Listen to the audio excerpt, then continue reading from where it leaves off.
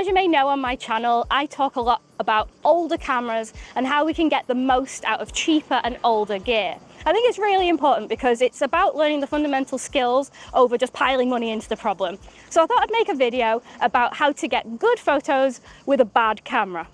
First of all, I would say it takes two to tango. You've got to think about the camera and the lens independently. And having good quality prime lenses is my suggestion. I think as long as you have some good quality little primes, you can get very, very good image quality even on older camera bodies. Here are some of my favourite photos with the Olympus EM5, which came out in 2012, and also the GH1 here in Corfu, which came out in 2009. Here are some before and afters, because I know not everybody wants to heavily edit their photos like I do, and even straight out of camera, older cameras have good image quality. Though I really do like my presets. Plug, plug, plug. I think it's also important to say that getting good photographs with a bad camera is nowhere near as hard as people think. I think society has brainwashed us into next, next, next and new, new, new. And if your camera doesn't have 50 megapixels or IBIS or EVFs or a mechanical shutter, then it's just immediately unusable and terrible and you should throw it in the sea. When in reality, cameras have been great for like over a decade. Yes, there are improvements, obviously. I'm not saying that this 15-year-old GH1 is as good as the GH7, for example. There's huge leaps and bounds. But in terms of the fundamentals of photography, as long as you have a good composition and know how to take a photograph, you can take a photograph with almost any camera, and it's nowhere near as hard as you think. Just because I've been using it here in Corfu, here are some photos from the compact camera, the TG7. It's waterproof and it's a tiny sensor. And another example is this compact camera challenge that I did in Liverpool. I took these 3 photos around the city with the TZ80. The concept for the project was to start further away from the city and then move closer and closer in until I got the photo at the end on the street. I think it works really well, and it was a very cheap, older, compact camera. And now those photos are on my wall and I love them.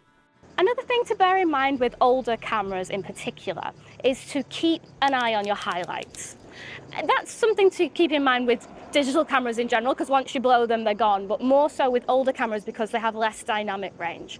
One workaround for this that I find is if the camera has exposure compensation, I'll just knock it down a little bit, like minus a third of a stop, just to make sure that if I'm shooting anything with sky in, it doesn't get blown out. Because one thing that can differentiate between an older or a more amateur photograph versus a newer one is if you do clip your highlights and your lowlights.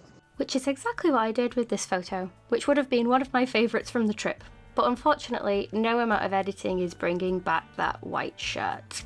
Ruined. And as always, of course, it's important to have the right tool for the right job. So a lot of what I'm into, which is like travel photography, everyday carry, things like that, you can get away with almost any camera you like. It's not much specialist equipment needed. But then if I'm shooting puffins in the Faroe Islands, I would need something with better burst modes and a little bit more advanced features. So it is the right tool for the right job. But if you are just taking general photography, you can definitely get great photos with a bad camera. So learning how to edit to emphasize the pros and cons of your equipment is incredibly important. And I think that's the key difference between a good photo and a great photo. You've got to play to your camera's strengths. If you have very noisy shadows, we don't want to be pulling up the shadows. That's an obvious one, but sometimes people do it and then blame the camera and think it's pants, when really it's an editing choice. Another one is using black and white when things are quite grainy. I think black and white can look quite stylized with grain, whereas colour noise gives the game away.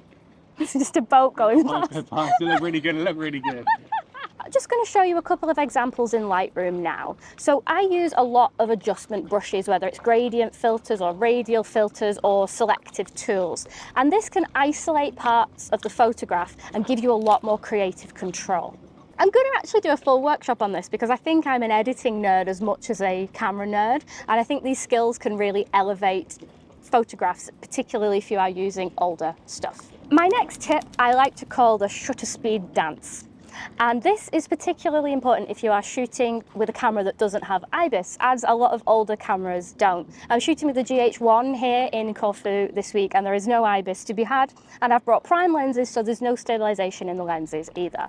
The shutter speed dance is about learning your camera and your focal lengths and knowing what shutter speeds you can get down to while still keeping the images sharp. This will allow you to let as much light in as humanly possible while still maintaining a good, sharp image. The way that I do this is a lot of trial and error and experience, to be honest. I think without IBIS, like anything around an 80th of a second or sometimes a 50th of a second, you can get away with. But just make sure to have a little pixel peep and make sure, because a cleaner image that is blurry is no good to anyone. The noise would always be preferable in that situation. But yeah, the shutter speed dance is great. Just like we have to do the shutter speed dance to make sure our subjects are in focus when we're walking around, low light stuff, get it as low as you possibly can while still remaining in focus. And wider lenses are much more forgiving. Top tip. Do you want to just make up a dance now? So this is the shutter speed dance. Shutter speed dance, shutter speed dance. Oh, I'm fast. Oh no, I'm slow. Oh, that's why you subscribe.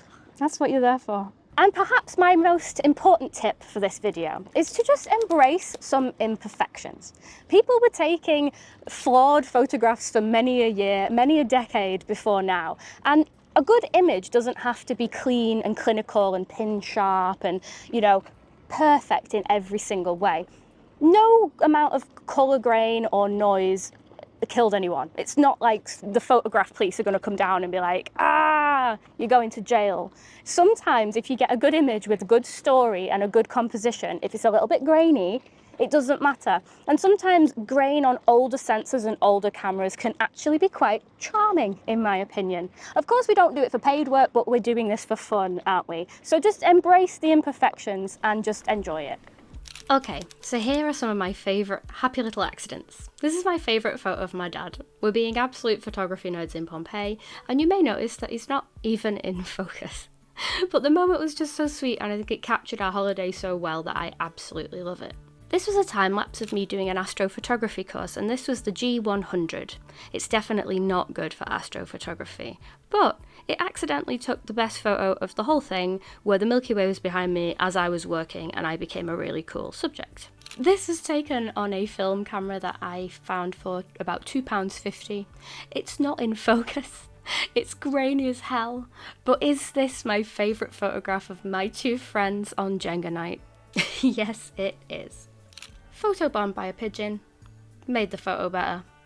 Definitely noisy and imperfect, and I couldn't really slow the shutter speed down because we were on a boat. But the memories that this brings back are just priceless. We surprised my mum and mum-in-law and took them on a private boat tour for sunset, and it was epic. And I don't care if the photos are a bit pants. Accidentally left the flash on in a cave, water all over the lens. Kinda like it. Well, it was an interesting subject. We were lucky enough to spy a 2-week-old baby elephant. Very, very rare, apparently. Not quite in focus, but I think it still tells a beautiful story. So basically what I'm saying is, regardless of what camera you have, sometimes you'll make mistakes, sometimes your settings will be wrong.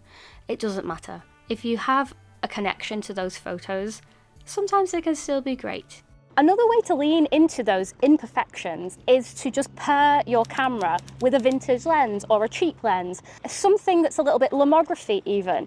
Sometimes, you know, pushing away and trying to get a crystal clear image out of an older camera is never going to work. So leaning into it and making it a stylized choice can give you a stronger image overall. I'm in love a vintage lens. I think there's so much space for creativity using older cameras and older lenses paired together.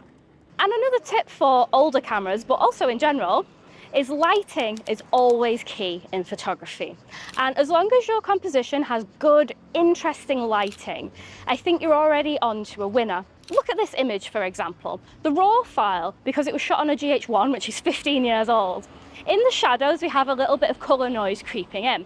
But the main focal point that drew my eye was the light on the building. So what I did was I dropped down the shadows and hid the noise in the shadows, and then emphasised the bit that was clean and correctly lit. That way, you hide a multitude of sins, the image looks 10 times cleaner, and you're guiding your viewer's eye as well and telling a little bit of story in the process. And yes, I am now randomly on a boat. Yeah, sorry. What tips have I missed? Let me know your best tips to get good photos with bad cameras. In terms of low light photography, this is a huge topic that deserves a video on its own, and I've actually already made it. It's called What Photographers Don't Tell You About Low Light Photography. I'll link it at the end and also in the description, so make sure that you watch that next.